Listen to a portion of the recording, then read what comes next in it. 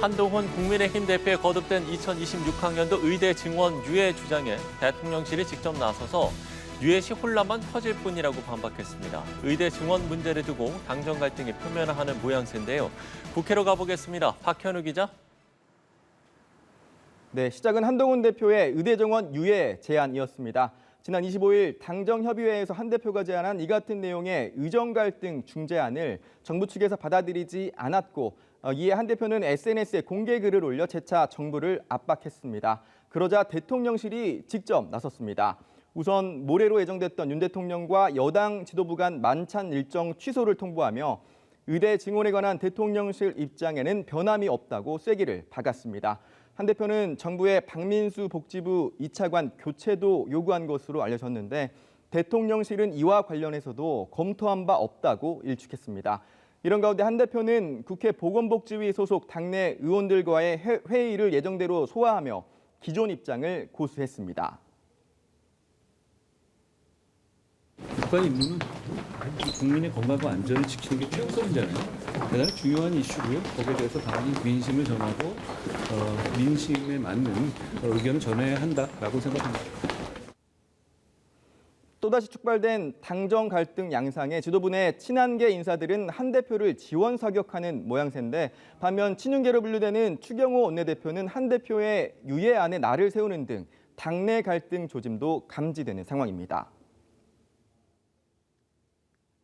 의료 개혁은 한치도 흔들림 없이 진행이 되어야 된다 하는 데 대해서는 저는 정부의 추진 방침에 전적으로 동의를 하고 그리고 당도 함께 할 생각이다. 대통령실발 추가 입장도 나왔습니다. 대통령실 고위 관계자는 2026년 의대 정원이 공표된 상황에서 증원 유예 시 불확실성에 따라 입시 현장에서 혼란이 클 것이라며 중재안 수용 거절 입장을 분명히 했습니다. 이런 가운데 코로나 치료 뒤 복귀한 민주당 이재명 대표는 이 같은 당정 갈등 양상의 틈새를 파고드는 모양새입니다. 한동훈 중재안에 힘을 실어주며 정부에는 날을 세웠는데요. 이 대표 발언도 직접 들어보시죠. 우리 한동훈 대표께서 의대 정원 좀 유예하자. 현 상황에서 의료 붕괴 위기를 타개하기 위한 불가피한 대안 중에 하나라고 생각이 됩니다. 정부에서도 이걸 배관시하지 말고.